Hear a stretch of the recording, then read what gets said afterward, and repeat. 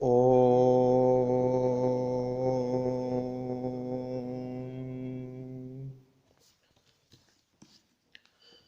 In the second chapter of the Bhagavad Gita, in the 54th verse, Arjuna asks an important question, because Sri Krishna has been telling him that you have to be equanimous, you have to have evenness of mind, steadiness of mind, etc. So Arjuna, as anybody would, Arjuna is confused and wants to know what exactly this person who has this equanimity of mind looks like. And so he asks this question, Sthita prajnasya ka bhasha samadhistasya keshava sthitadi kim prabhasheta kimasita vrajeta kim. So he says Keshava, that means a person who has killed the asura named Keshi. Sthita prajnasya, of a person of sthita prajna. Sthita means steady, prajna means wisdom. So a person who has steady wisdom. Now Sanskrit is a wonderful language, so sthita prajna can also, though people don't usually take it in that sense, but sthita prajna can also be taken to mean a person of dim intellect. Sthita means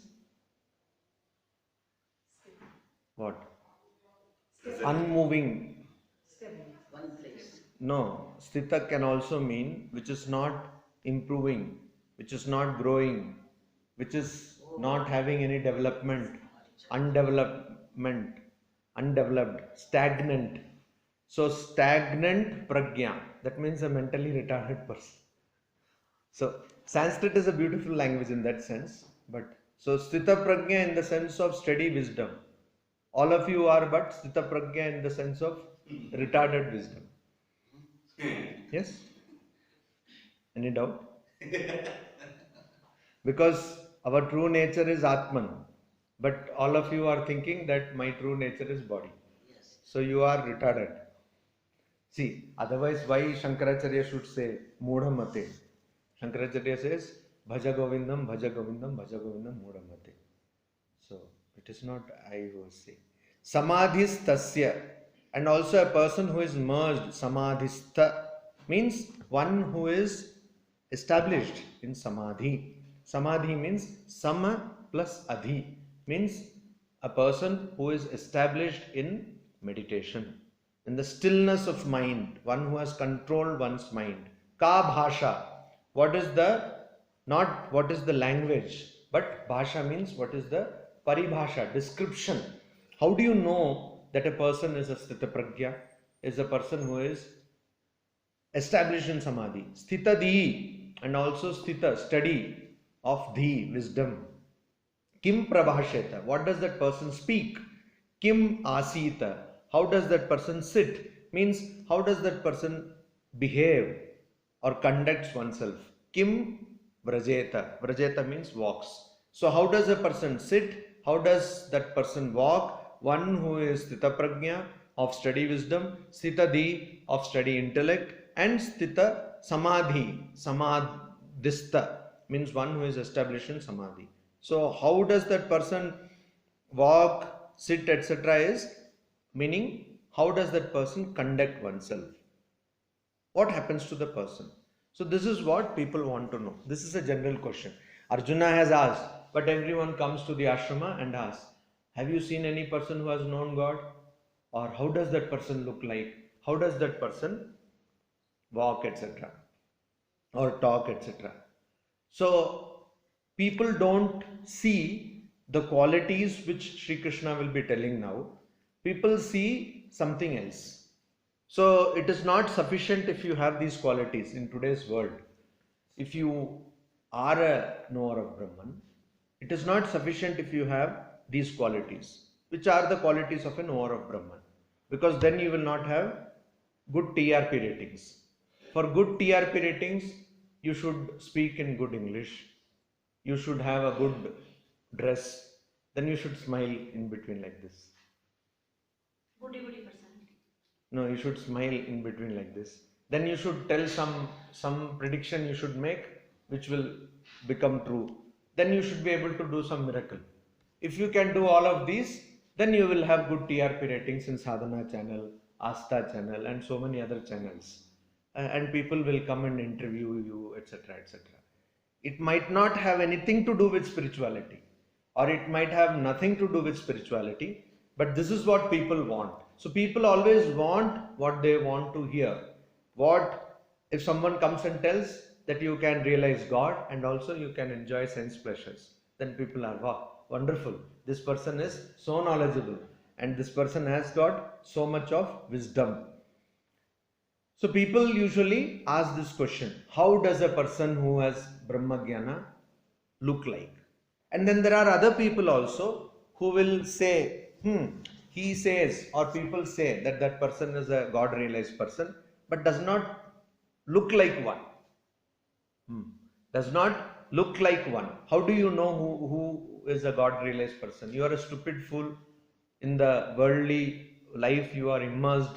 You are deluded by this Maya illusion. How can you understand who is the person who has realized God, who is an enlightened or illumined soul? So say, no, his talk or her talk, etc. does not show that that person is realized. Why? Maybe that person has scolded you. So no, you should not scold. A God realized person will not scold another person, etc. These are the things people have. Why? Because again, you want to see what you want in the person who has realized God. And so Holy Mother says, what would happen to a person who has realized God? Will that person grow two horns? No. That person will be, that person will have complete freedom from suffering, will be peaceful, and also that person will know that everything or only God is. So this is what is the true quality of a person who has realized God. But people always are curious to know what happens to that person. So there is Sri Ramakrishna who gives a parable that there were two brothers and one person was friends and one person was doing spiritual practices for 25 years. And after 25 years, at the end of 25 years, the other person came and asked, oh, what have you achieved? And he said, you see this river you see, I can walk this river. I can cross this river without a boat. I can walk on water. Then this fellow said, if you give 25 paisa, that boatman will take you. So you have done spiritual practices for 25 years and attained only what is worth 25 paisa. So that is the general idea of people who think they know about God realized people. That is what they expect from people who are God realized. Even when you talk about a temple, they say this is a very powerful temple. You go Jagrata, this deity is awakened. If you go and pray there, you will get whatever you want. Or if you go to this sadhu, you will get whatever you want. So only outside splendor or glamour is respected in the world. So worldly people can never understand a God realized person. So what are the qualities you should see in a person who has realized God or who claims to have realized God? These are the qualities which Sri Krishna will say. And Sri Ramakrishna used to say that you have to see your Guru in the day, by the day and by the night. Means you have to see the Guru very carefully. You have to analyze. Sri Bhagavan Uvacha. Sri Krishna says, Prajahati yada kaman sarvan partha manogatan atmanyev atmana tushtaha sthita prajñas tadochyate. So Bhagavan, that means a person who has got 6 qualities which are called Bhaga.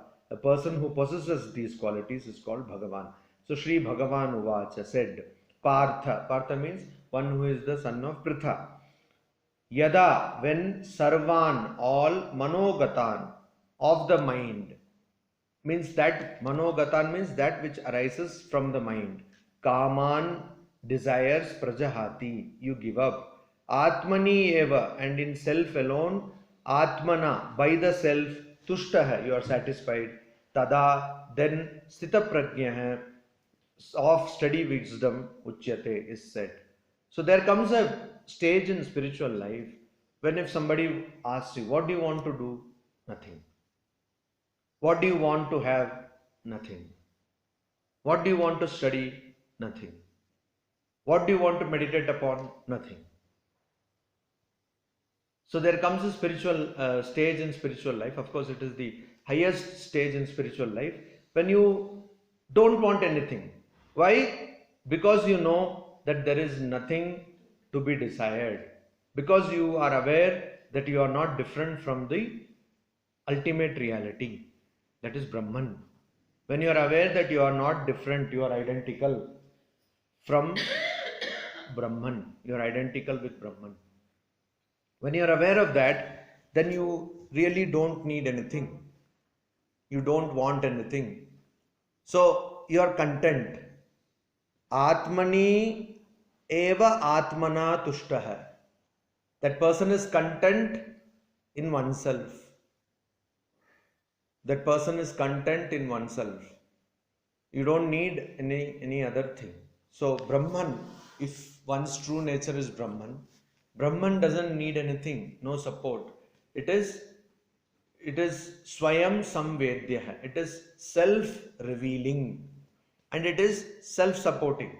There is no support for Brahman because Brahman is support of everything. But there is no support for Brahman. It's self-supporting, self-revealing, self-existent.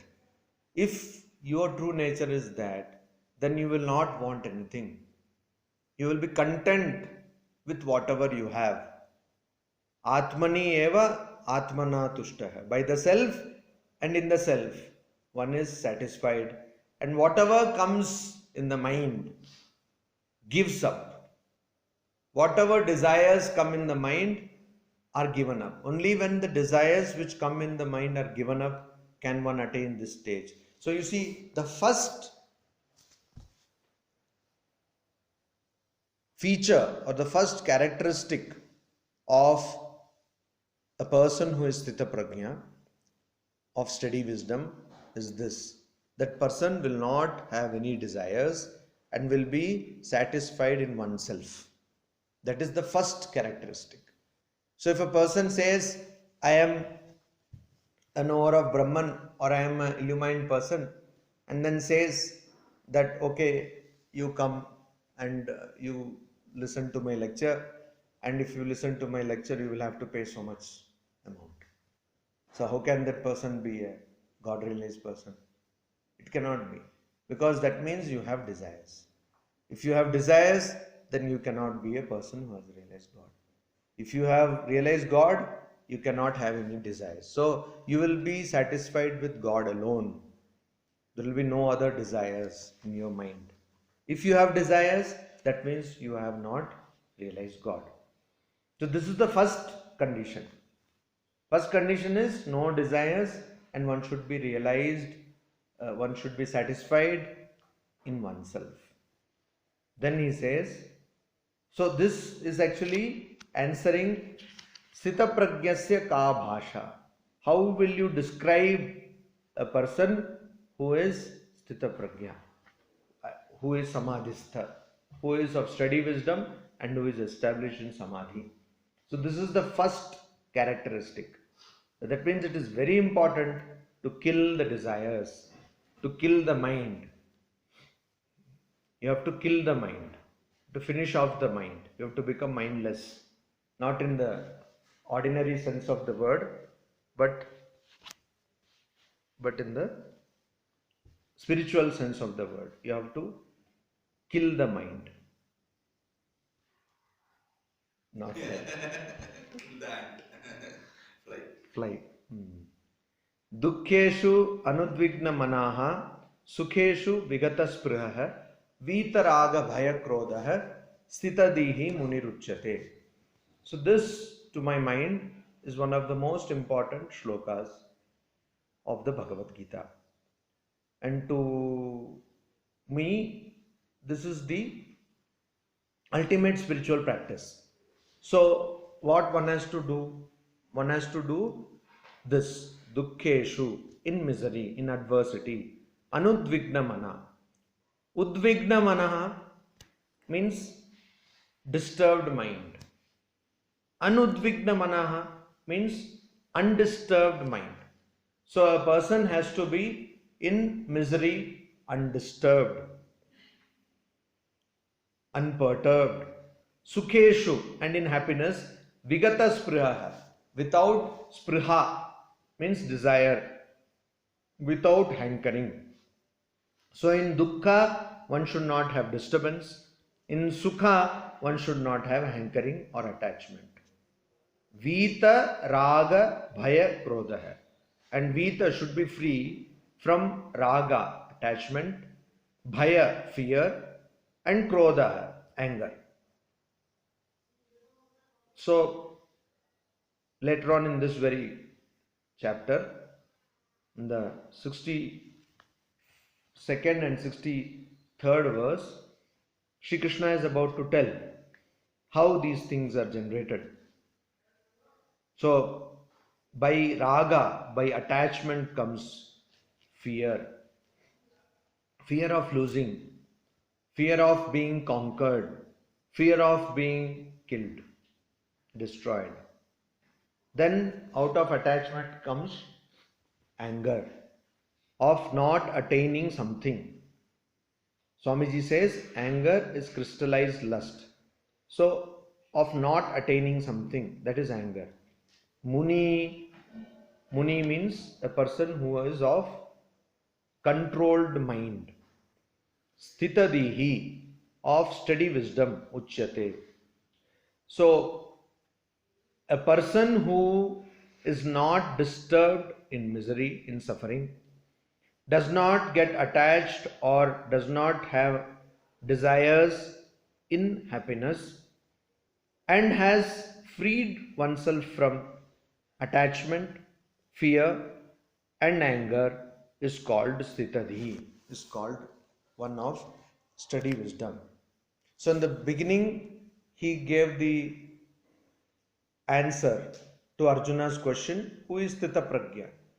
Sthita Pragyasya ka bhasha. So that has been given, and in the second part now he is telling who is a Sthitadhi of steady wisdom. So steady wisdom, a person is of steady wisdom, one who is not disturbed, one who is not affected by anything in the outside circumstances. Nobody is affected. Now, is affected, that person is not affected by anything or by anybody. So dukkeshu, in misery also is not affected, in happiness also is not affected. If somebody comes and tells, I will kill you, not affected. Or if that person does not get something, not affected. If the person has got something, then also that person is not affected. Somebody comes and shows so much love and affection, that person is not affected. So somebody comes and loves so much, afterwards that person is going to kick. Whenever somebody is loving means that person will kick. So it is better that the kick comes first and love comes afterwards. No? What do you say? If love comes first, then kick will come afterwards. So better to get kick. So even though that person gets kick or love, that person is of the same state. That person is called Sthitari. Om Shanti Shanti Shanti Hari Om Tat Sat.